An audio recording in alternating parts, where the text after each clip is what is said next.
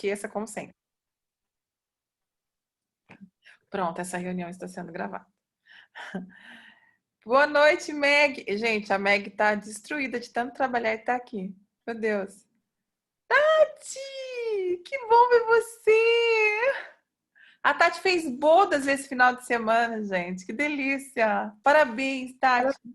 Parabéns. Que Deus abençoe os próximos, eu vou colocar 50 anos. Quero ver daqui 50 anos lembrar que o que são 50 anos de casada.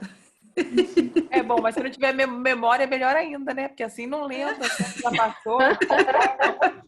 Eu acho que memória é uma coisa muito boa. Nath, que bom te ver. A gente não faz nossa prosa, vamos prosear aqui, hein? Oi, Nath! Quanto tempo! Tudo bem? Tudo, e Vocês se você? conhecem? Ah, meu Deus! A gente se conhece, eu que trouxe a Nath aqui pra você. Exatamente. Falei tanto na cabeça delas, da Vivi, falei, nossa, Vivi é o máximo, gente, Vivi é tudo.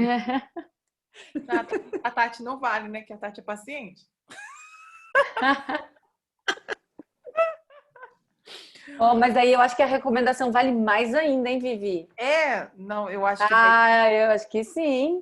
eu acho que aí fica muito íntimo, entendeu? Aí, tipo, vai acabar falando bem sempre. Vamos lá. Hoje eu vou voltar um pouquinho para poder explicar do zero algumas condições, porque quem fez o curso número 1, o curso de autoconhecimento 1, viu que no autoconhecimento 1 a gente fala de uma forma muito simplista sobre os esquemas mentais, porque a gente fala sobre o ego. A gente substitui o nome de esquemas mentais, né? O que hoje a gente está tratando como esquemas mentais, lá nós falamos de mecanismos de defesa do ego.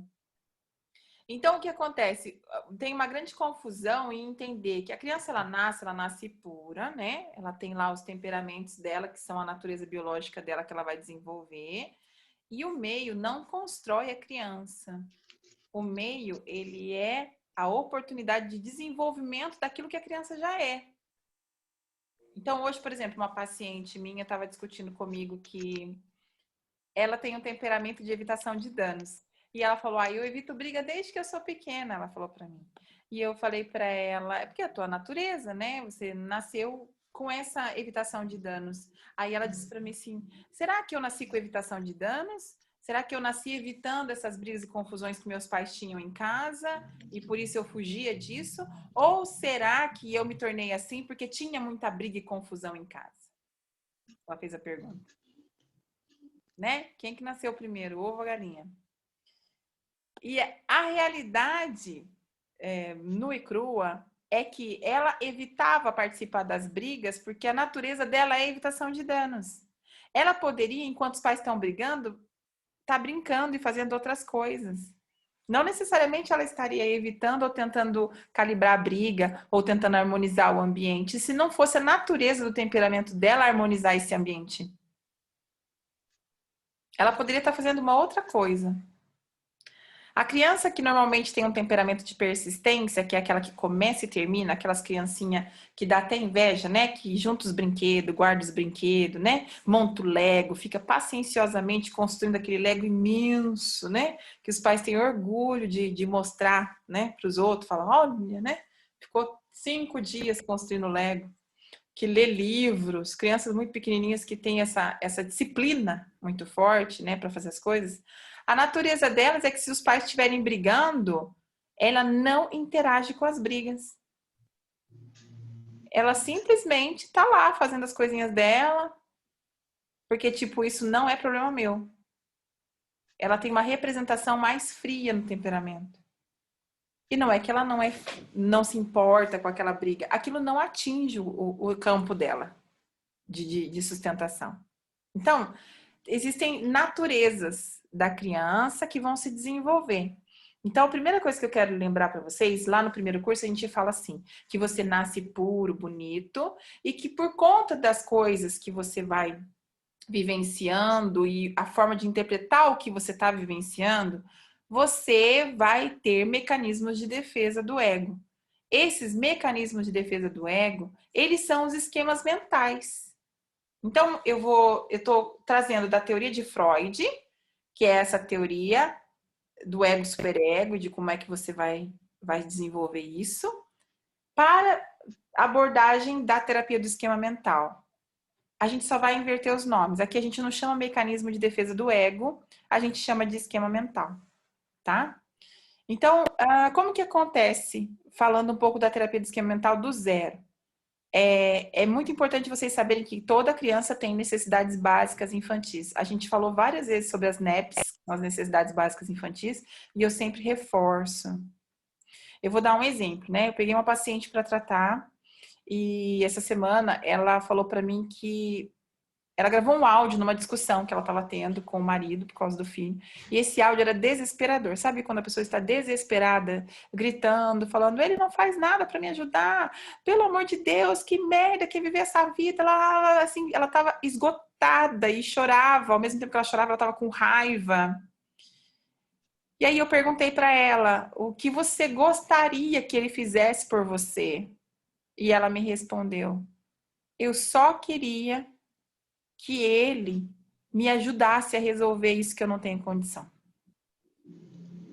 Aí vamos lá para as NEDs, né? Necessidade de apego e pertencimento. Primeira necessidade infantil. História de vida da paciente. A mãe dela foi embora de casa quando ela tinha 3 anos e meio. E deixou ela com o pai. E o pai teve que contratar uma babá porque tinha que trabalhar. Essa criança foi rever a mãe com 7 anos de idade. A necessidade de apego e pertencimento é feita nessa faixa etária. De 3 anos a 4 anos. 2 anos e meio, 3 a 4. Ela não teve essa necessidade de apego e pertencimento desenvolvida. Ela não teve, antes da mãe ir embora, era muita briga, muita discussão. A mãe foi embora por conta de um outro homem. Então, o que acontece? Para vocês terem ideia de que naquele momento, tanto que ela não tem recordação nenhuma dessa fase, ela não sabe o que aconteceu com ela, ela não lembra absolutamente nada dessa fase. É um apagão. Ela deve ter sofrido tanto que o cérebro apagou esse processo dela. Então, ela parece uma criança, então ela parece uma vulnerabilidade. Então, a criança, quando tem as NEPs não atendidas, ela não se torna uma criança saudável. Ela entra não em modo saudável de convivência, ela entra em modos de disfunções. O que são modos de disfunções, Vivi? Quando a NEB não é atendida, nós, quando adultos, vamos exigir a gente vai ter exigência ou vitimismo com base na NEB. Então, ou a gente vai se vitimar, ou a gente vai exigir, demandar do outro que ele cumpra a nossa necessidade. Então, a necessidade básica não atendida, de forma disfuncional, como é que ela vai aparecer? Num grito de socorro. E aí é que nós chamamos de modo criança, ou modos crianças. Então, tem modo criança zangada, modo criança impulsiva, modo criança vulnerável. Tem os modos, sendo que o modo vulnerável, modo zangado e modo raivoso são os modos que são demandantes da NEB não atendida. Então, toda vez que alguém passa por um problema, um sufoco, e o que ele tem é uma crise de ira, o que ele está querendo é um socorro, pedir um socorro. No caso dela, eu falei, então, se ele chegasse até você e te abraçasse, dissesse que vai ficar tudo bem, como você se sentiria? Ela começou a chorar. Ou seja, tudo o que ela queria naquele momento é sentir o vínculo. Sabe quando a criança está perdida no meio da rua, sem pai, sem mãe, e começa a ficar desesperada e a chorar? É isso. Ela tem um filhinho pequeno, e o filhinho pequeno faz coisas, né? Criança, arteiro. Então chega uma hora que ela tem que educar, e aí ela começa a fazer birras imensas, e essas birras imensas que ele faz, acaba que, infelizmente, ela não consegue ter domínio sobre essas birras. E ela se desespera tanto, mas porque ela não lembra nem de ter tido isso, alguém acompanhando, ou alguém cuidando, ou educando, ela não lembra. Então ela entra num desespero tão grande. E tudo que a pessoa quer nesse momento de desespero não é ser julgada, ela só quer a necessidade básica infantil dela atendida. Não é para julgar, mas é uma merda de uma mãe, não serve para nada, não consegue dar conta do próprio filho. Nesse desespero, para vocês terem ideia, o menino estava mexendo com tesoura e ele começou a fazer birra porque ela tirou a tesoura da mão. Ela devolveu a tesoura para ele e falou, toma a tesoura. Fica completamente irracional. Porque não consegue pensar no que está fazendo. O desespero é tão grande, a pessoa não consegue ter mobilidade ali no cenário. Agora, é passível de julgamento? Eu falo que nenhuma história é passível de julgamento enquanto você não conhece ela inteira. Você não pode julgar aquilo que você está vendo, por pior que seja o cenário, porque você não tem ainda na sua mão todas as ferramentas necessárias para fazer uma análise. Então, não tem como julgar. E aí ela desesperada começou a gritar com ele e falar, ele tinha que ter tirado a tesoura, ele não podia, e ele falando, não, eu não tinha que ter tirado, você que não tinha que ter dado. Porque racionalmente é você que deu a tesoura, não tinha que ter tirado, você que não tem que ter dado. E só que ali era só um pedido de socorro, por favor, me acode, me tira daqui. Estou dando um exemplo para vocês, necessidade básica infantil, quando não é atendida. Eu tenho uma outra paciente que eu posso dar de exemplo para vocês, que ela me ligou um dia, eu estava na Itália, umas 2 da manhã, e ela ligou incansavelmente várias vezes. Quando eu atendi, ela falava assim, Vivi, pelo amor de Deus, me socorre, me socorre. Eu estou aqui na frente de casa e eu perdi a chave, eu não consigo entrar, eu estou para fora de casa. Aí eu falei, calma, você precisa respirar. Você tem o número de um chaveiro? Eu não consigo achar o número do chaveiro, por favor. Eu da Itália liguei para um chaveiro para poder ir até a casa dela, pedir o endereço, para poder acudir e ajudar ela a abrir a casa dela porque ela tinha perdido a chave. Mas como é que a pessoa, Vivi, ela fica nesse estado de não conseguir nem ter consciência do que está fazendo, não ter cabeça nenhuma para aquilo? Quando a necessidade de privação emocional, que esta NEB, ela é muito importante, chama-se apego e pertencimento. A NEB do apego e pertencimento, quando ela não é atendida, é a NEB que mais vai dar dor de cabeça para o resto da vida desse indivíduo, porque não é que tem cura os esquemas mentais ou as NEBs não atendidas, tem, é formas de lidar.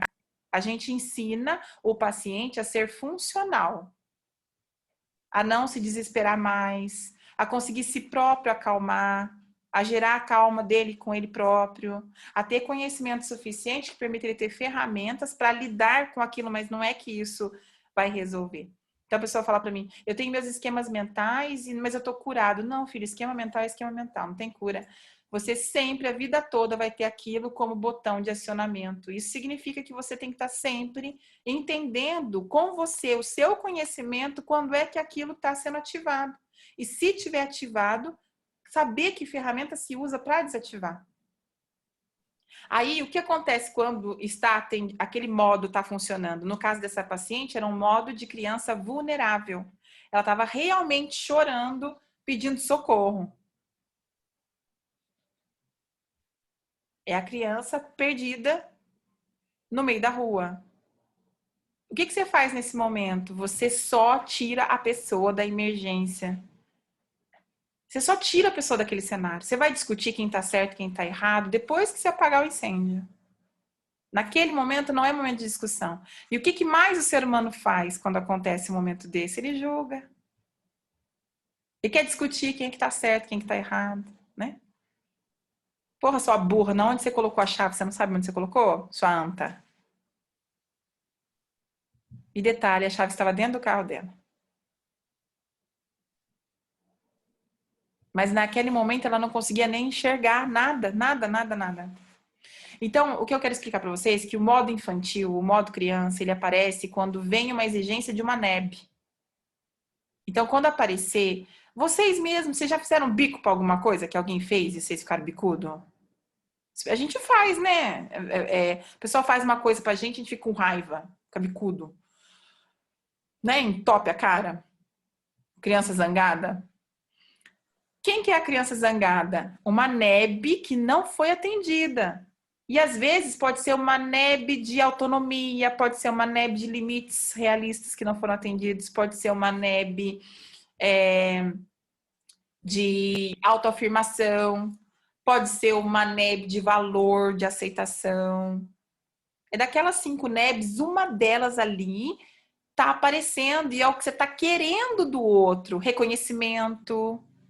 Aí entra no bico, né? Vou contar um bico meu para vocês. Eu gosto de contar também os meus, né? A minha cunhada fez aniversário, né? E aí eu fiz uma festinha surpresa para ela. E ela chega do serviço quase 11 horas da noite. 11 horas da noite. E aí eu fiz uma festinha para ela. Surpresa, eu e o Arthur, coloquei tente augure lá, fiz tudo. Aí ela chegou, ai, que legal, não sei o que tal. Ligou pro irmão dela no Brasil. E eu fiquei ali na festa ali. Pensa qual foi a minha cara.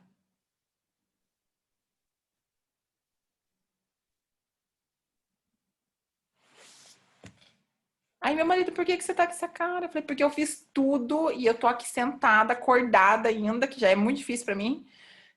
E ninguém tá nem aí. Por quê? Porque eu não tive reconhecimento. Uma NEB que não foi atendida. Aí vamos lá pra minha história de vida. Eu tive uma família que me reconhecia? Não. Na minha casa, tirar nota 10 era obrigação, eu só estudava. Tinha essa de achar que você vai receber um parabéns porque você tirou 10. Então, eu vim do não reconhecimento. O reconhecimento foi uma coisa, uma NEB minha que não foi atendida, e que, de acordo com o meu temperamento, que é busca por novidade e inovação, é muito importante. Agora, todo mundo busca reconhecimento? Vivi? Não. Tem pessoas que não precisam de reconhecimento e se sentem muito bem, inclusive por passar de forma neutra pela vida. Então, cada um tem um processo. Agora, é feio ser assim? Não, não tem feio, não tem bonito. Gente, tem você, você é exclusivo, popstar individual. Você precisa descobrir o que que acontece com você, né? O do outro é problema do outro. E se a gente puder, no caminho, ajudar as pessoas a estarem melhores, né? A se entenderem mais, ou auxiliar o processo de evolução delas, isso é ótimo, né? Porque eu costumo sempre falar para as pessoas falam, não sei como você aguenta escutar os outros, né? O problema dos outros. Eu falo, não tem outro, gente, né? Quando você escuta, o mundo, ele é único, a conexão das pessoas, elas acontecem simultaneamente. Então, não tem, você não ajuda o outro, você se ajuda. Quando você está fazendo uma coisa pelo outro, você está fazendo por você. Aquilo ali volta para você, é um bem que tem retorno. Então, não tem outro. O outro é a gente mesmo. E quando você está ali ajudando, teoricamente, o outro, você está devolvendo para você. Meu trabalho é muito gratificante. Eu transformo a vida de muita gente. Essa transformação não é só para o outro, é para mim também, porque volta para mim essa coisa, essa energia. Devolve na minha vida, né? Quem vem no mundo, eu falo que tem dois grupos, né? O grupo que nasceu para servir e o que nasceu para ser servido, né? Os grandes empresários, pessoas que, que são, né? O bambambam da vida, eles normalmente vieram ao mundo para ser servido, né? Eu vim para servir, então não nasci para ficar rica, mas para transformar. É assim, né? Cada um vem com uma missão. Então, e tá tudo bem, vamos aceitar, né? O pessoal fala, ai, Viviane, você tem tanto talento, vai ficar rica. Não, filha, eu não busco a riqueza também, não, né? Não é nem que eu vou ficar no jogo, nem na Mega Sena para tentar. Nem tentar, não tento. Então, não é que vai rolar.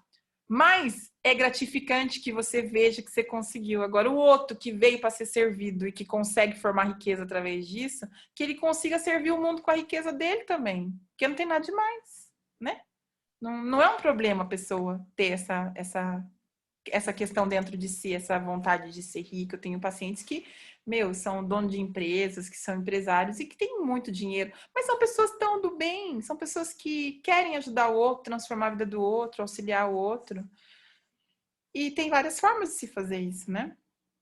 Então, é muito importante que vocês entendam que da NEB, tá? Eu vou repassar as NEBs com vocês, porque eu não quero que vocês fiquem com dúvida. Então, a NEB, apego e pertencimento, essa é a mais profunda de todos e se dá na idade de 2 aninhos até uns 4 anos. Então, apego e pertencimento, gente, a criança precisa sentir que tem vocês ali do lado e que pertence àquele ambiente. Ela precisa sentir que o ambiente é honesto com ela, que é seguro, precisa sentir que ela é inclusa, né? Por exemplo, pais que viajam e largam as crianças o tempo todo na casa das pessoas e não querem saber, não avisa para a criança que vai viajar. Então, isso é complicado. Então, apego e pertencimento são coisas importantes, ok? Como que eu demonstro apego e pertencimento? Vivi, meu marido, por exemplo, tem uma questão, ou minha esposa tem problema com apego e pertencimento. Como que eu faço? Ele vai demonstrar isso com desespero, vulnerabilidade. Quando ele está perante uma coisa que ele precisa resolver, ele fica cego, não consegue solução, bate a cabeça. O que eu faço nesse momento, Vivi? Abraça. Não tem nada que cure mais nesse estágio aqui do que um abraço. Nada, absolutamente nada mais que isso. Um abraço, né? E se você puder resolver o problema que está diante da pessoa ali naquele momento que ela não está conseguindo, faça. Sem julgamento. Resolva, tá? Autonomia e autoafirmação é o segundo, é o sentimento de poder realizar as coisas de forma independente. Às vezes os pais, eles gostam tanto dos filhos, querem proteger tanto os filhos, que eles não deixam os filhos sofrerem, não deixam os filhos ter a condição de escolher a coisa errada. Então, escolher a própria roupa, por exemplo, não deixa o filho escolher a própria roupa. Isso nasce com que idade, Vi? Dos 4 anos até os 6, ele tem a fase de autonomia e autoafirmação. Depois, óbvio, vai voltar na adolescência essas NEPs, tá, gente? Essa é uma outra questão que depois a gente vai falar mais pra frente. Essas questões todas que nós vamos formatar com os pais, na adolescência é muito engraçado, porque eles vão pegar tudo isso e vão jogar pro coletivo, pro grupo que eles convivem. Eles vão querer apego e pertencimento ao grupo deles, eles vão querer apresentação de autonomia e autoafirmação no grupo deles, que não é mais dentro de casa, é fora, é no grupo que eles estão formando, na sociedade que eles estão criando, né? É um outro perfil, né? E aí eles param, eles cortam o cordão com o pai e com a mãe, que o pessoal fica doido, né? E vai querer isso dos amigos, né? Vai falar, seu sapato é horrível, e fala, mas meu amigo achou lindo, então, tipo, é horrível para você, meu amigo gosta. Então, a autoafirmação vem da sociedade, deixa de ser dentro de casa. Por isso que quando constrói bem essas fasezinhas aqui, daí você não tem problema com as escolhas que o seu filho vai fazer, porque o vínculo gerado na matriz de forma bem colocada não vai criar problema para vocês depois no futuro, quando ele gerar vínculo externo, tá? Então, essa autonomia e autoafirmação é importante. Então, por exemplo, se você pode deixar o seu filho sozinho até a escola, deixa, se é seguro, deixa. Mesmo que você vá atrás olhando, mas deixa, ele precisa ter essa experiência. Pegar um ônibus, né? Ir até a padaria, comprar um pão, ou ir até um supermercado próximo, escolher a própria roupa, né? Dar opiniões. Aqui na Inglaterra, uma coisa muito interessante. Diferente do Brasil e da Itália, tá? Eles ensinam as crianças a pensar aqui, no senso que, por exemplo, eu fui numa reunião que eu fui reclamar lá, né, na escola do Arthur, que o meu filho não estava sendo bem assessorado com tutoria, meu filho não estava conseguindo falar inglês direito e eu precisava de um tutor. Vocês não acreditam que a coordenadora não olhou na minha cara. Ela falava com o meu filho e não olhava para mim. Eu achava aquilo um absurdo. Como assim? Eu sou mãe. Oi, existo. Ela não olhava para minha cara, né? Síndrome do patinho feio ali ficou presa. Eu falei, meu Deus, porque na Inglaterra, aqui, a reunião é feita com as crianças, não é feita com os pais. A responsabilidade é dada à criança, não é dada aos pais. Então, Arthur, você não tem feito as tarefas. O que você vai se comprometer para me entregar? É com eles, os pais estão ali só de poste. Não, não olha mesmo. Então, e isso é muito interessante, porque é muito diferente da nossa aculturação, né? A nossa aculturação é totalmente protetora. A criança não participa das reuniões, né? É falado só com os pais. Aqui não. É com a criança, o papo é reto, é ali, vai resolver ali com a criança. Isso é muito diferente da nossa cultura. Porém, tem um ganho nisso, que é a maturidade, a autonomia, né? Você não entregou as tarefas, a responsabilidade de entregar não é da sua mãe, não é do seu pai, é sua. Então, tem esse lado que é bacana. E essa autonomia, ela vai dar o poder de autorresponsabilidade. Quantas vezes hoje mesmo eu gravei um áudio sobre maturidade, né? Que eu tô gravando a série para vocês. E a maturidade, a primeira coisa que a gente vai entender da maturidade é o poder, a percepção de autorresponsabilidade. O problema é sempre do outro. O problema é que choveu, o problema é que furou o pneu, o problema é do outro. E o seu? Qual é a parte que te cabe? E isso é ensinado nessa fase de autonomia e autoafirmação, nessa NEB. Quando você ensina, você é capaz, né? Você consegue. Tem uma das partes do livro que eu estou gravando em áudio também, o livro do James Allen, O Homem é Aquilo que Ele Pensa, né? O As Men I Thinketh. E ele fala no capítulo 4 que o homem tem que ter reto aquilo que ele deseja como objetivo. E ele precisa ter reto também a ideia de que ele é capaz. E a capacidade só vem através do conhecimento. Não adianta a pessoa querer ser capaz. Então, você precisa ensinar o seu filho aquilo que você não é capaz. Você não é capaz porque ainda não tem conhecimento. Aonde é que você pega esse conhecimento? Autoafirmação não é ficar falando você é lindo, você é bárbaro, você consegue, você vai, você faz. É ensinar o caminho do saber. O caminho do saber não é você ficar dizendo eu sei. O caminho do saber é ir lá, procurar qual é a raiz, como é que funciona para você saber. Não é ficar só afirmando.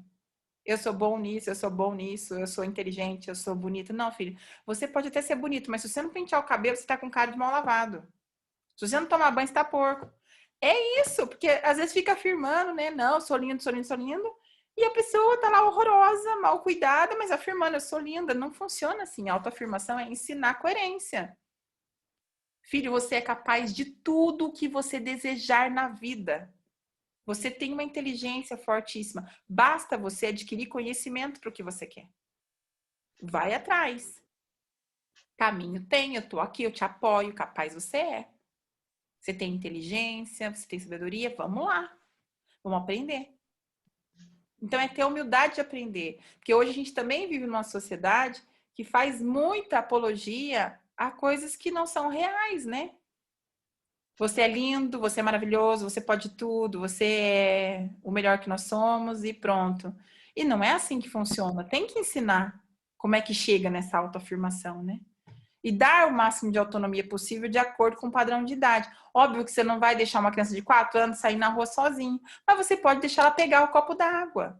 Por que que muitas vezes os pais não deixam a criança comer sozinha ou pegar um copo d'água? Não deixam porque vai sujar. Não deixa porque faz questão de servir a criança, porque quer aquele carinho de servir. É bonito, sim. É legal servir. Mas, ao mesmo tempo que é legal servir, tem que saber que é importante para a criança desenvolver esse processo de fazer sozinho também. Ter a experiência do erro. Nessa fase aqui, a criança erra muito, que é a autonomia e a autoafirmação. Ela precisa do acolhimento do erro. Ela precisa entender que o erro é nessa fase que você vai montar para ela que o erro é só uma experiência. Isso vai acontecer na adolescência de novo, se lembrem. E aí, na adolescência, eles vão errar bastante nas escolhas, em, sei lá, eu gostar de quem não deve, ou de fazer alguma porcaria, beber. E o acolhimento do erro nessa fase é de extrema importância para que a criança não tenha medo de errar. Você já viu pessoas que não querem nem tentar alguma coisa porque não vai dar certo, porque vai errar, ou porque, ai, sei lá, eu tenho que me preparar mais, se eu não me preparar mais, eu não vou conseguir, coisa desse tipo. Não se sentem nunca capazes de fazer. Então, nessa fase é muito importante de vocês ensinarem as crianças, orientarem, darem orientação, apoio e auxílio.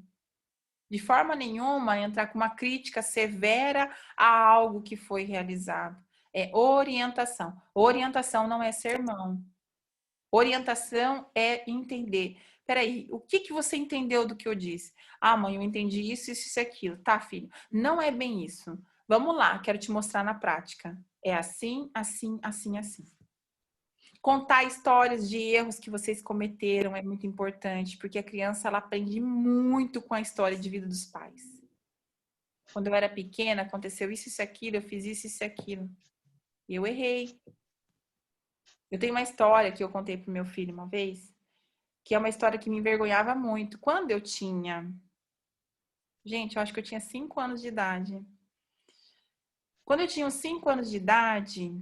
A gente estava falando alguma coisa de troco de dinheiro, da responsabilidade que a gente tem que ter com troco de dinheiro, com pagar o que deve, com devolver a coisa certa, com não mexer no que não é seu, né? Conversando com ele sobre isso.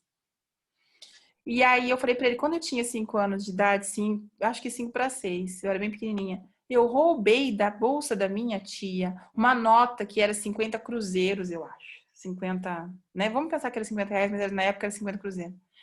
E roubei e dei para minha mãe dizendo que eu tinha achado na rua. E aí a criança não tem essa noção. A minha tia comentou com a minha mãe que tinha sumido 50 dinheiro da bolsa dela no serviço dela. E então a minha mãe logo, né, entendeu que quem pegou o dinheiro foi a minha filha, foi a Viviane, porque é a mesma nota. E por que você fez isso, Viviane? Eles brigavam muito na minha casa por causa de dinheiro. Brigavam muito, tinha muita briga por causa de dinheiro. Muita briga porque faltava dinheiro, porque não tinha dinheiro para pagar a conta. Muita briga. Aí o que que eu fiz quando criança na minha cabecinha? Eu vou tentar ajudar. Eu não peguei o dinheiro para mim, eu peguei dinheiro para eles. Aí a minha mãe pegou, me chamou para conversar, me deixou de castigo, porque ela falou que o que eu tinha feito não era certo. Mas o que que ela fez? Ela falou para mim, filha, por que que você pegou o dinheiro? Eu falei, porque eu queria ajudar vocês. Aí ela entendeu o que que eles estavam fazendo comigo. Então, entende? Aí eu contei essa história para ele. Ele falou: Mãe, você roubou sua tia. Eu falei: Foi, filho, roubei o dinheiro da minha tia. E eu tive vergonha durante muito tempo dela por causa disso, porque é uma tia maravilhosa, que eu amo que nem minha mãe. Mas, em compensação, meus pais aprenderam a lição de não fazer o que estavam fazendo. E aí ele entendeu isso e ele falou: Nossa, mãe, eu nunca vou fazer isso. Eu falei: Não faça, porque aqui em casa, a gente vai aprender a ter os nossos costumes. Qual é o nosso costume? A regra daqui de casa é: a gente não precisa tirar o que é do outro para ter alguma coisa. A gente pode ter, não precisa tirar o que é do outro. Então, essas histórias que sejam vergonhosas, feias da vida de vocês, elas ensinam a criança a ter essa autonomia, essa autoafirmação. É importante contar as histórias. As histórias ajudam, elas não atrapalham. O terceiro, além de autonomia, limites realistas, estrutura e orientação. Limites realistas significa que a regra é clara, que a gente exige das crianças uma disciplina. Estrutura e orientação é que não adianta você exigir uma disciplina e não ter estrutura para o cumprimento delas. E a orientação é explicar o porquê sim, o porquê não, né? Aqui na Inglaterra, as crianças perguntam muito por quê, mas elas são treinadas na escola a ficar discutindo o porquê das coisas. E aí, quando você vem de outra aculturação, principalmente as europeias, italianas, português, espanhol, os filhos não discutem com os pais. Então, eu tenho muito paciente em consultório que tem problema na família porque eles foram criados aqui e os pais são europeus, de outro lugar. E aí, então, eles querem discutir com o pai, mas por quê? Eles querem o argumento. E os pais falam igual no brasileiro, né? Porque eu tô mandando e acabou. Quem manda aqui sou eu. E eles não aceitam. Aí tem muita confusão por causa disso. E hoje no Brasil a sociedade já está sendo criada assim. Por quê? Por quê? Querem saber. E isso é formar ser pensante, né? Tem que ter um argumento para aquilo que você está dizendo. E se não tiver um argumento, você precisa encontrar um argumento. Você não pode dar um limite que não tem um argumento, só porque você quer. Dar limite não é dar bronca, é orientar, né? Chama-se boundaries aqui no inglês. Então, é respeitar, é mostrar de forma afetuosa, respeitar as emoções, o espaço. Então, dar limite é, inclusive, você ter limites, né? Eu vejo pais que entram no quarto, que catam as coisas dos filhos. Se você dá limite para o seu filho, você também tem que ter os mesmos limites que você prega para ele. Você não pode entrar e invadir. Ainda mais na adolescência, que isso é 200 milhões de vezes pior. Mas então eu não posso invadir as coisas dele? Não, você vai fazer essa invasão se você tiver uma coisa muito grave acontecendo, porque denota total falta de confiança. Então, quando os pais eles são totalmente permissivos e tolerantes, consequentemente, ele vai tornar um adulto com baixa de autocontrole, com baixa de tolerância à frustração. Então, quando entra o modo de criança zangada, irada, porque não consegue se frustrar, não tem autocontrole. Isso foi falta de limites. Falta de estrutura, limite e orientação. É adulto que não respeita a regra, que não tolera fracasso, né? Então, esse é o terceiro. Agora, o quarto, espontaneidade e diversão. Então, outra NEB, né? Às vezes, a pessoa tem uma paciente, por exemplo, que foi numa festa com o namorado e ele ficou se divertindo com a criançada lá no tobogã, lá, e ela ficou de bico, com raiva. Aí eu perguntei, mas por que que você não foi lá também, né? Escorregar? Ela falou, não sou criança. Aí eu falei, mas por que que você não foi criança naquele momento? Ela falou, mas não existe isso. Ou você é adulto ou você é criança. Eu achei ele extremamente infantil. Mas você não ficou com vontade de escorregar também, de molhar sua roupa? Não, eu posso até ter ficado, mas eu não faria isso. A briga, a luta contra uma necessidade, né? Por que não foi lá molhar a roupa? Troca a roupa, né? Não tem problema. Mas a briga em não demonstrar que existe aquela necessidade, né? Então, é importante a criança ter esse espaço e quando adulto, esse espaço não muda, ele continua, tá? Essa necessidade não é que ela vai embora. Tem que ter espontaneidade, inclusive, para expressar sentimentos, opiniões, livre de julgamento. Tem pais que não escutam nem o filho terminar de falar, de expressar o que está pensando, principalmente se for introvertido, né? Que depende de um tempo para fala, você tem que parar e a criança fica assim,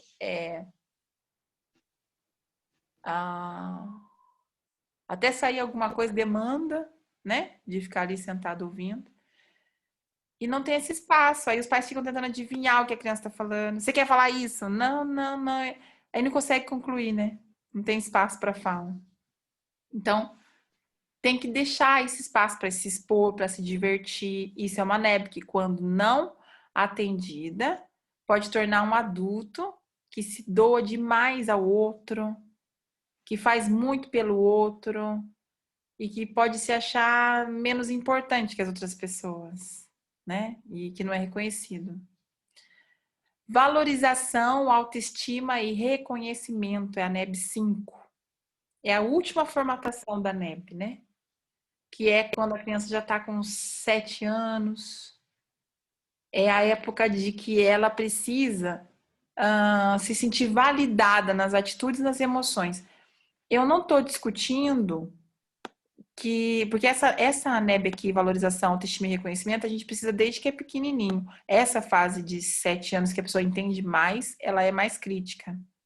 E ela vai voltar lá para os 16 anos de novo. Mas as necessidades básicas da criança de expressar sentimentos e emoção, ou como ela transmite isso, tem que ser recebido. Eu não estou discutindo se a criança está certa ou não, porque ela não tem experiência nem maturidade para poder descrever o que ela está sentindo. Mas ela precisa ser acolhida, precisa entender o que ela está querendo dizer. Ah, eu senti muita vergonha, ou me senti como um estúpido ali naquele cenário. Você precisa dizer, filho, nossa, é realmente muito ruim se sentir assim. Mesmo que você fale, puta, não tem nada a ver isso, deixa de ser bobo. Não, não pode, tem que acolher. Você precisa entender o que a criança está dizendo para você, o que o adolescente está dizendo para você, o que o adulto está dizendo para você. Porque muitas vezes tudo o que a pessoa quer é validar o que ela está sentindo, é que faça sentido aquilo que ela está sentindo. Que a pessoa diga para ela, ah, eu talvez no seu lugar sentiria a mesma coisa, eu acho que é muito desagradável se sentir assim. Validação, reconhecimento sobre o processo de emoção do outro, né? Alguém chega e tem uma crise de ciúmes com você absurda, muito chata.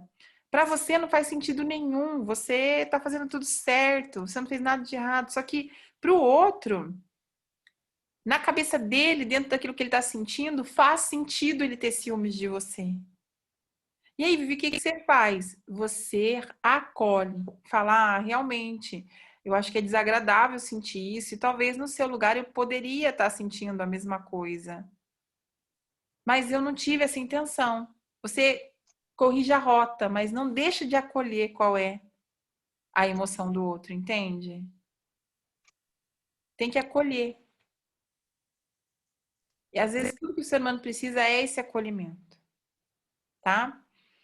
Então, essa é a quinta necessidade. Então, lembrando, gente, vamos lá, de novo. NEBs bem atendidas, criança saudável. NEBs não atendidas, somada ao tipo de temperamento, vai gerar os modos esquemáticos. Os modos são as crianças, zangada, raivosa, impaciente, tem de todo tipo. Tá? Então, gerou os modos, entrou no modo significa ativou o esquema. Quando acionou o modozinho, é porque ativou o esquema. Lembrem-se disso. Tá? Dúvida até aqui? Eu vou refrisar para que vocês tenham esse conhecimento na ponta do lápis. Vivi, mas como é que ativa o modo? Aí sim é uma coisa que vocês têm que decorar. As vozes. Lá no primeiro curso a gente falava das vozes do ego, né? A falação do ego na cabeça da gente. Que muita gente vai chamar isso de pensamento, mas são vozes críticas, vozes demandantes e vozes punitivas. As vozes que falam na cabeça de vocês é que acionam esse botão dos modos. Quando a gente silencia essas vozes que falam na cabeça da gente, a gente tem 50% de chance de não ativar o botão. Quando você não consegue não ativar a voz, automaticamente o botão é ativado. E esses três tipos de vozes são as que mais ativam o botão. Voz demandante, voz punitiva e voz crítica. Você não presta para nada, você não é capaz. Olha como você é ridícula, você é feia. Ou aqui fala, você tem que fazer isso, você não tá fazendo isso. Olha que coisa horrorosa, você tinha que ter feito isso, bem feito, você não fez, você deixou de fazer. Voz demandante, que é a voz que diz o que tem que ser feito. Ou a voz punitiva. E essas vozes, elas não aparecem só com relação a você mesmo, ela aparece com relação ao outro também. Se eu pudesse, eu pegava a cabeça dele e esmagava. Porque ele merece. Essa é a voz punitiva. Se eu pudesse, deixava esse menino de castigo a vida inteira. A voz punitiva. Então, ela não vai só com você, punir você. Ela também pune o outro. O que o outro está fazendo. Essas vozes são as vozes sabotadoras. Elas são as primeiras a dizer assim. É como se você tivesse assim, aciona ou não aciona, ela vai lá e fala pim. Que daí ela começa como um novelo de lã, falar. O botão da criança aciona ali, a NEB não atendida começa a ser exigida do outro que não tem nada a ver com a história, né? Normalmente a gente exige a NEB, não é do nosso pai, da nossa mãe que não deu pra gente, a gente exige, né? Da pessoa que tá ali na nossa frente. Marido, mulher, nossa, marido e esposa é os que mais, coitados, mais sofrem, né? Por isso que casamento é talento, porque olha, é um terror. Exige mesmo. Então, do namorado ali, das pessoas que estão mais perto, né? Exige fortemente. Dos filhos, aquela NEB que os pais não atenderam, a gente quer que os filhos atendam, né? Olha que coisa maravilhosa. Dúvidas disso? Vocês têm perguntas sobre isso? Eu resolvi repassar o quadro para que fique mais fácil ainda de vocês entenderem.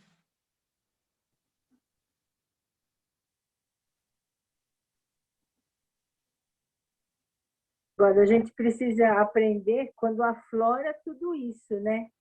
Como é que faz? A hora que aflora. Então, o que desencadeia é não atendido, mas e no dia a dia? Como resolver isso, né? Ai, que linda, Lourdes.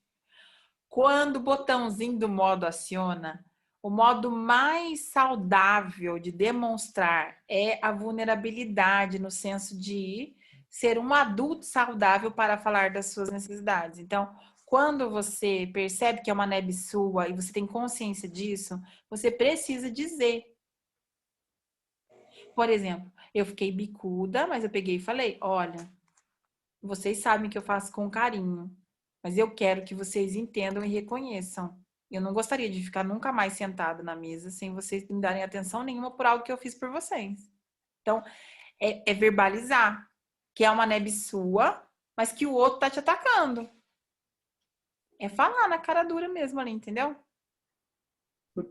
Sem ficar de rodeio, sem ficar de briga, de discussão, mas é explicar. Mas a turma vai falar assim, tá ficando é louca, porque isso não é normal todo dia. Pois então, eu vou falar para você que, né, na loucura sempre tem a sanidade, né? Então, eu acho que a loucura é a parte mais sã que alguém tem, né? Sana de alguém tem. Então, assim, eu acho que é usar o modo certo. Quando a pessoa está em treinamento, a gente primeiro tenta calar as vozes para não, né, não deixar a pessoa atormentada com aquilo. E tem vozes que são impulsivas, né? Que instigam a pessoa a fazer coisas, né? Vai lá e dá nele, vai lá e bate nele, ou tranca ele para fora, joga a roupa dele para fora. Tem vozes que são bem difíceis de você segurar se você não tiver o controle. Então, o que a gente pede é para demonstrar vulnerabilidade, acolher-se. É dizer, é uma neb minha que não está sendo atendida. Se eu consigo expressar essa para essa pessoa e essa pessoa pode me ajudar, que bom. Se eu não consigo expressar porque eu não estou num ambiente que é seguro ou as pessoas não vão entender o que eu estou falando, eu mesmo me acolho. Mas é um aprendizado, é um treinamento de todo dia de ficar verificando qual é minha neb. E eu falo para você que funciona muito quando você para de concentrar no cenário que está acontecendo ali e começa a pensar qual é a neb que eu estou exigindo das pessoas. Aí você sai do piloto na hora. Se você vai para o mecanismo de razão, você sai do processo emotivo, né? Então você fica. Eu quando começo a ver que eu estou embicado com alguma coisa, eu falo, nossa, mas o que será que não atendeu? Qual é a parte minha que não foi atendida que eu estou querendo? E aí, com essa curiosidade, eu saio daquilo ali, desfoco, né? Do processo que está acontecendo. Isso para mim funciona muito bem. Não funciona com todo mundo. Tem gente que precisa falar. Eu não preciso falar sempre não. E de verdade, eu só falo quando eu tenho segurança que o ambiente é suscetível àquilo. Senão eu não falo. Mas eu fico assim, mas que será que não foi atendido? Qual que é a parte que não rolou? Eu fico tentando descobrir, entendeu? Isso me ajuda. Bastante, né? É. Agora, eu sei que tem outros problemas que envolvem um esquizofrênico, uma criança esquizofrênica. Mas aquela que é agressiva, aquela que tem aqueles surtos, não é dessa mesma falta de necessidade de acolhimento ou alguma necessidade de uma NEBS, né? Não, a esquizofrenia, ela tem um processo que lida com a fantasia e com a realidade ao mesmo tempo, né? E tem a ver com dias, né? Tem dias que a criança acorda com mais atormentações e tem dia que acorda com menos atormentações. Então, o autismo tem muito disso também, de ter dias, tem dias e meses que estão melhores, tem meses que não estão. Então, nesse caso, foge desse processo de disfunção, que a gente chama de disfunção, mas de uma normalidade, de um padrão normal mental, onde existem disfunções, né? Agora, num padrão que tem uma doença mental envolvida, não existe essa conotação, até porque, por mais que você tenta atingir as NEBs e tudo, depende muito de em que estágio ele está naquele momento. Pode ser que ele não sinta o atendimento das NEBs, mas porque ele não está naquele estágio, né? Então, tem que ter uma variação dos estágios daí. Mas são circuitos diferentes. Porém, eu acho que as NEBs, de qualquer forma, para os próprios pais, não importa se a criança é esquizofrênica ou é autista, doar as NEBs dá uma sensação de prazer. Então, faz muito bem, não importa se o filho tem o autismo ou se tem. Para o pai e a mãe, é uma autocura. Quando ele doa essas NEBs, mesmo que a criança não absorva tudo, ele está curando a si próprio. Isso é bom, né? É um processo de cura para eles próprios.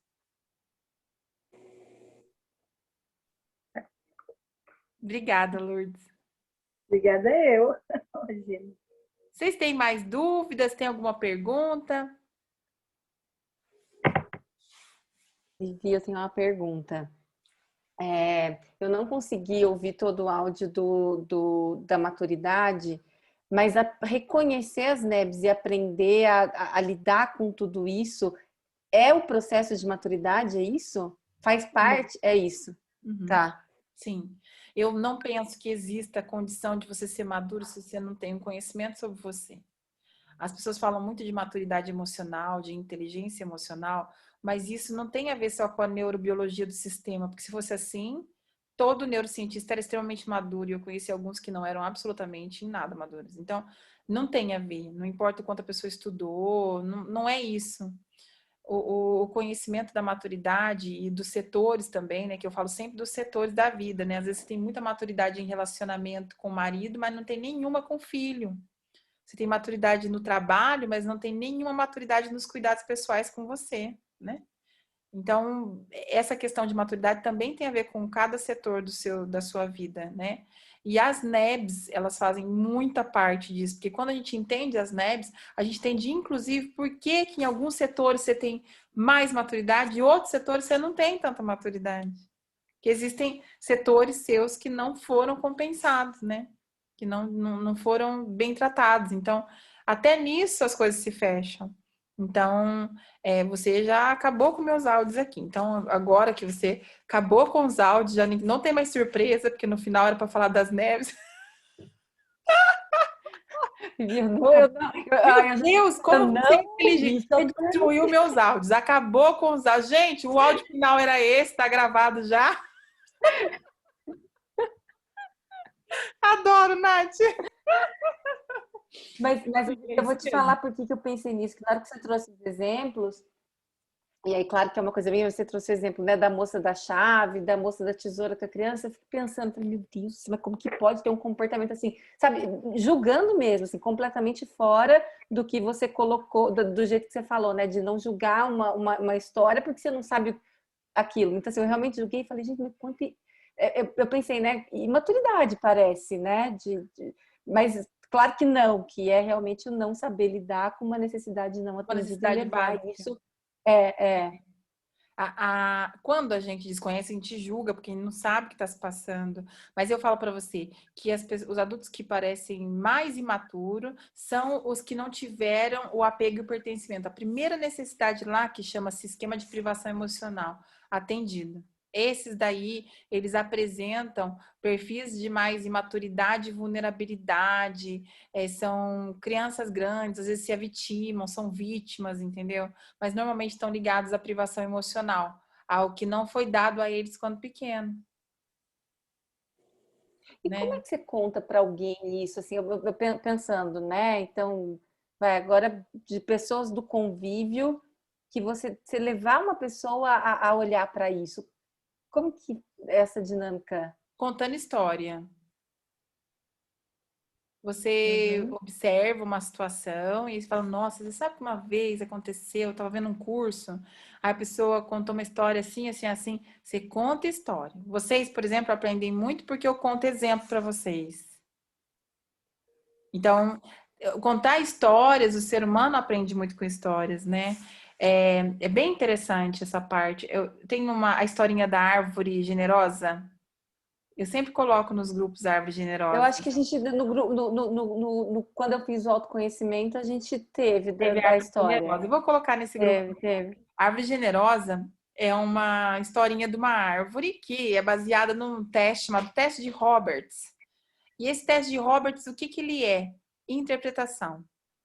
E como a pessoa interpreta aquela história é exatamente como é que o mindset dela funciona, quais esquemas ela tem.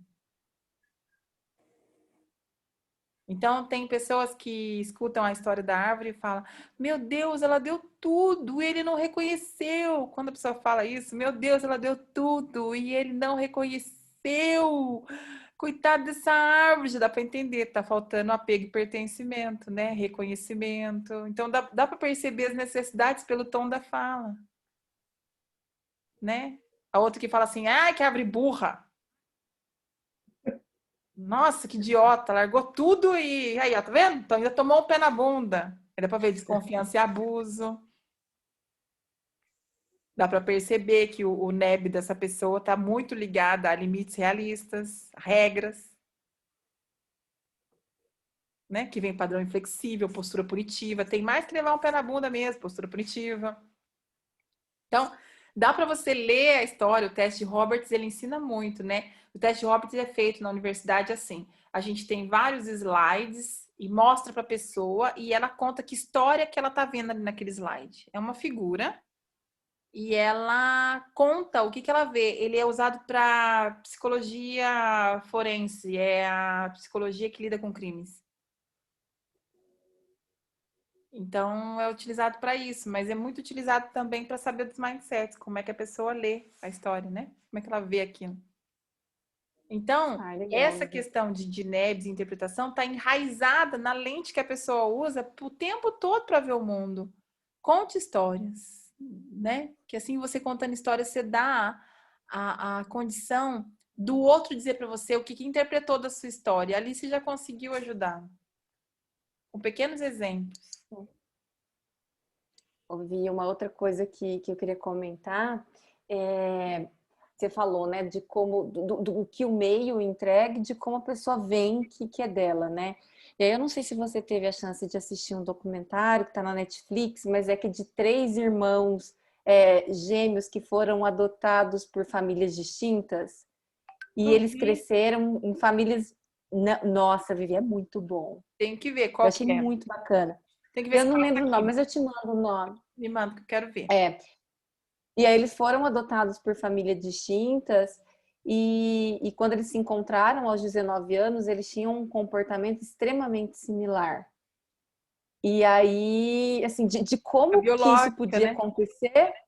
E ainda um era de uma classe, foi adotado por uma família pobre, um por uma família classe média e um por uma família muito rica. Uhum. E ainda assim, os gostos e experiências que eles tinham tido na vida eram muito similares. Sim. Porque existe a biologia do sistema, né? Existe a descendência, genética mesmo.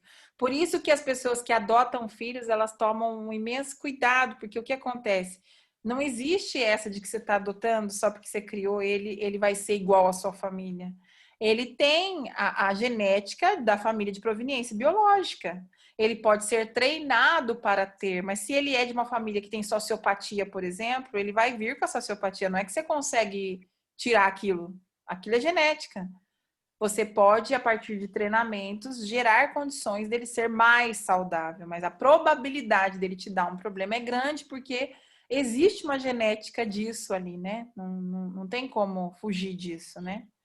Então, a pessoa tem que ter isso em mente. As pessoas falam, você é contra a adoção? Eu falo, de jeito nenhum, se pudesse, eu adotava 100. Não, de forma nenhuma. Não sou contra a adoção. Mas tem que ter ciência de que existe uma genética envolvida, né? E tem que estar à disposição disso. Porque não adianta pegar também na hora do sufoco largar, né? Não é o que resolve. Então, é para sempre. Então, tem que pegar e assumir esse compromisso. Então, é verdade, a biologia, eu vou assistir esse documentário, mas a biologia é comando. Vivi, eu não vou dar spoiler, mas assim, isso que você falou é exatamente, assim, ele mostra realmente a junção, e aí no desenrolar da história, que apesar de serem muito parecidos nas atitudes, cada um teve uma preparação de vida diferente. E aí no final, no desenrolar, você vê o peso de tudo isso que a gente falou aqui, né? Do atendimento das necessidades básicas, de como isso influenciou depois. Sim. É muito bom, assiste, Vivi. Eu Muito vou te mandar o nome, interessante. né? Eu quero. Então, por que as pessoas querem sempre recém-nascido para adotar? Porque daí as nebs não foram treinadas ainda, né? É mais simples, por mais que exista o temperamento, existe o treinamento desde pequeno. Agora você pega uma criança com 12, 13 anos, ela já passou pelas nebs não atendidas. Corrigir tudo isso é muito mais precário, né? Muito mais difícil, muito mais confuso, né? Não teve as necessidades, né? A Cris perguntou, e qual seria a resposta da pessoa mais equilibrada nesses itens? Olha, não tem mais equilibrado e menos equilibrado. Tem o que se conhece mais e o que se conhece menos. Eu acho que as pessoas que se conhecem menos, elas dão sempre mais problema, não só para elas, mas para uma sociedade, né? A pessoa que se conhece menos, ela dá mais problemas para o meio e para ela também, obviamente. Então, eu acho que o autoconhecimento, que a gente fala bastante, ele é uma obrigação de todo ser humano que tem vida, né? Que respira, que fala, e é uma obrigação de todo mundo que está aqui nesse planeta, porque não é só por você, é também pelas pessoas à sua volta. Eu acho que você tem que se comprometer em ser uma pessoa melhor, porque existem pessoas também que são respingadas pelo processo que você não evolui, né? Então, acho que tem isso também. O documentário é esse mesmo, Três Estranhos Idênticos. 3 estranhos idênticos, eu vou procurar. É. Ó, gente, fica a dica. 3 estranhos idênticos. Obrigada, Nath. Eu Você é sempre gostei. fofa. Imagina. Alguém mais tem algum comentário?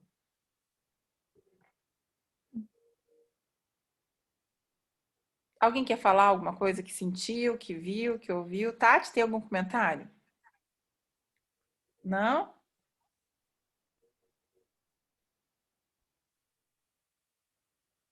Ninguém mais? É Me isso ouvindo? mesmo, 3 estranhos idênticos. Tá me ouvindo? Tô. Tá chique hoje, ia- youtuber. Viu? Nossa senhora. O foninho não Arrasando. funcionou, esse aqui. O marido emprestou. Tá arrasando.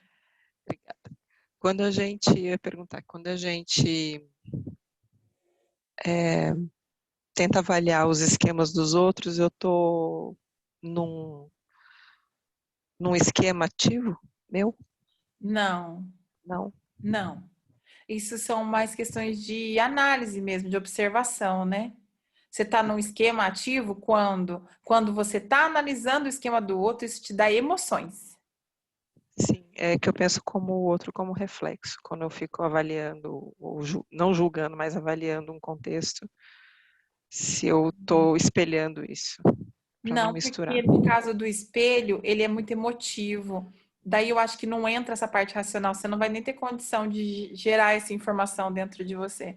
Ela vai ser muito mais entrelaçada a uma questão de afeto mesmo, né? O quanto aquele outro está afetando você. Uhum.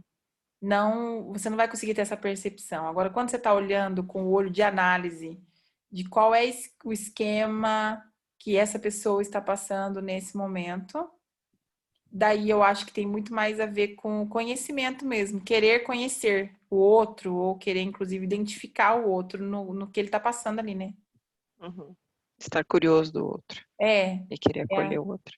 é a curiosidade do outro mesmo. Mesmo, às vezes, você tá vendo o esquema, mas mesmo assim mexe com você e te dá raiva, te dá ira. Uhum. Aí é um esquema seu que está atropelando o esquema do outro, entendeu? Sim,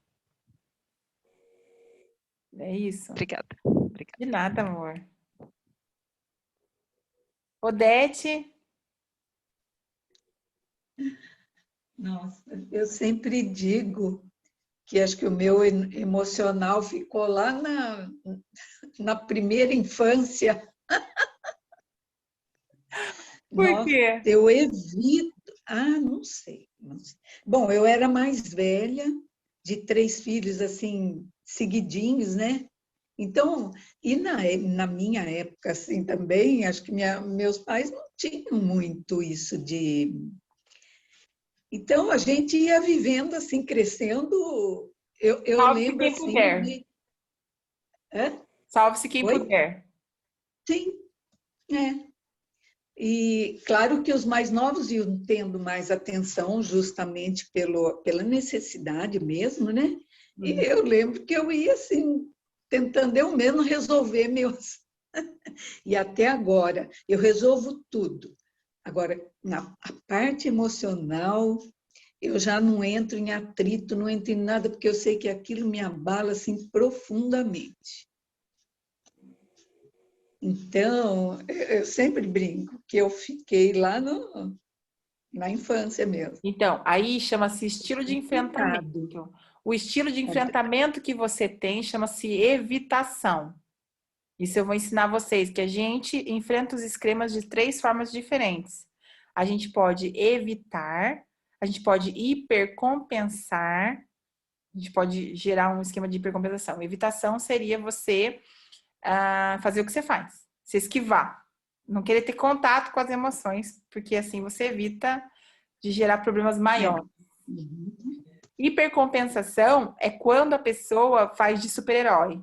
Não, eu dou conta, eu consigo, eu sou forte, ela hipercompensa o esquema. Então, em vez Mas de ela também ser faço dependente, isso. ela vai lá e é super independente, entende? Ela supre o esquema de uma forma contrária. Tem coisas que eu faço isso. Então, Eu você acho que eu pode. uso assim, Você pode, né? em esquemas mentais diferentes, agir de forma diferente. Então, vamos supor, você tem privação emocional e age com evitação, mas aí no esquema de dependência você age com hipercompensação. Às vezes você tem Sim, esquemas sim. diferentes e É, agindo de formas diferentes em cada agindo esquema. diferente. E É. aí tem o estilo de enfrentamento de aceitação, que é aquele que acha que é assim mesmo e tá tudo bem. Né? E deixa assim, é assim mesmo, eu realmente sou dependente, eu aceito, chama-se resignação. Eu não faço. Eu sei que É. existe, eu sei que, sabe, eu tento do meu jeito me, assim, sei lá, vou levando, mas eu sei que me derruba, assim, sabe, coisas emocionais, assim, que mexem com emoção, nossa, é bem, eu tenho que Daí ser muito forte o esquema tem a ver para com privação superar. de afeto mesmo, privação emocional. Por isso que mexe tanto. É, É porque precisa muito, entende? Mexe muito porque precisa muito. isso. Daí a tendência de uma pessoa que precisa muito e se afasta é o isolamento social. É isso que você vai precisar tomar cuidado. É. E a natureza sua vai ser se isolar ao invés de tentar trazer isso para você. É, eu já acho que eu já até faço isso mesmo, sabe? Sou mais assim, a família só, e algumas, assim, e coisas que eu sou obrigada, as minhas obrigações. Aí sim, mas se depender de escolha, sim, eu prefiro. Ou você não é o que você prefere, mas o que te traz conforto.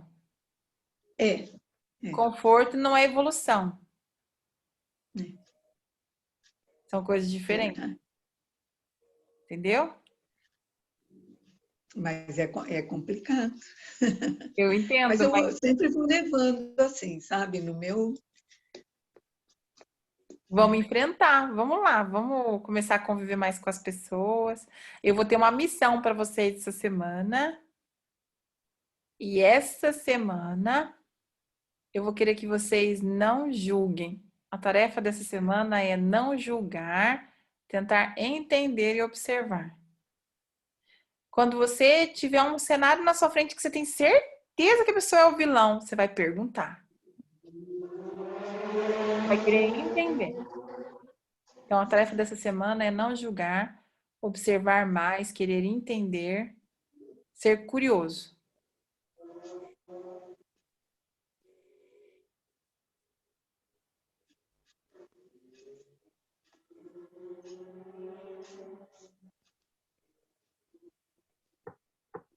Como você pode ajudar a sua mãe, que foi criada sem amigas e não se nota que isola? Ajuda, gente.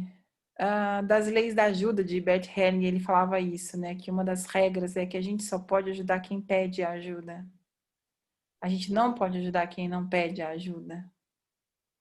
Porque se você estiver fazendo isso, você está sendo invasivo. Então, primeira coisa, ela teria que pedir. E se ela não pede, é porque ela ainda não está no estágio de querer a ajuda. E aí não adianta você tentar, porque você vai se frustrar. Ela não percebe porque talvez para ela não faça mal. O que eu faço com pessoas que não têm nenhuma consciência é tentar dar livros, materiais, mandar vídeos, coisas para que as pessoas possam assistir e por si só começar a tomar consciência. Mas tem gente que morre sem ela. Não tem o que fazer. Mas aí, nesse caso da pessoa não querer, não pedir ajuda, não significa que ela pode se adaptar a essa situação e não faz falta para ela? É verdade? Pode. Pode, inclusive, que a pessoa, porque a gente se habitua até com coisa ruim, né? Pode Sim. ser, inclusive, que a pessoa sofra, mas que ela acredita que a condição de sofrimento, isso chama-se resignação, é um estilo de enfrentamento do esquema. Ela se resigna que a vida é aquela mesma, é assim mesmo. E ela leva aquilo Ou que, como verdade.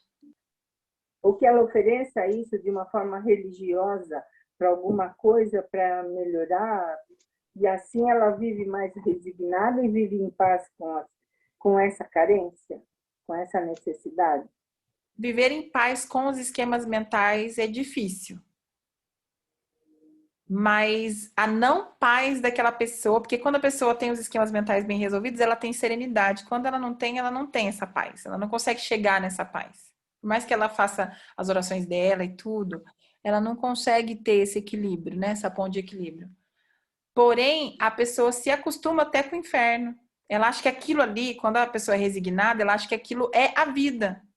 Que vai acabar quando ela morrer, basta. Fim.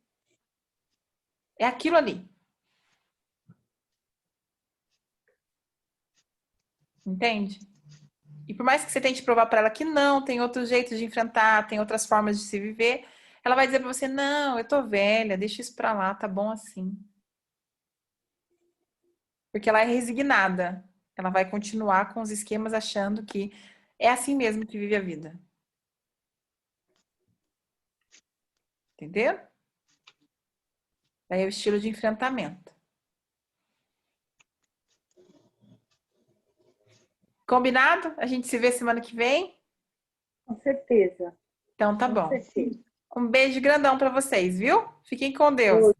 Tchau, tchau, gente. Tchau. Obrigada. Tchau, Nath. noite. Tchau. Semana que vem Vivi! sorteio. Semana que vem nós vamos fazer o sorteio. Então, quem quiser ainda ajudar, contribuir, é no máximo essa semana, porque semana que vem a gente vai fazer o sorteio, tá bom? Esqueci. Não, mano, se não puder também, não tem problema, fique tranquilo. Eu vou... Vivi, quando você vai subir essa aula no YouTube? Eu subo na sexta. Amanhã eu não consigo. Então tá bom. Cheguei no final, perdi muita coisa boa. Um beijo. Fica com Deus. Beijo. Tchau. Tchau. Tchau.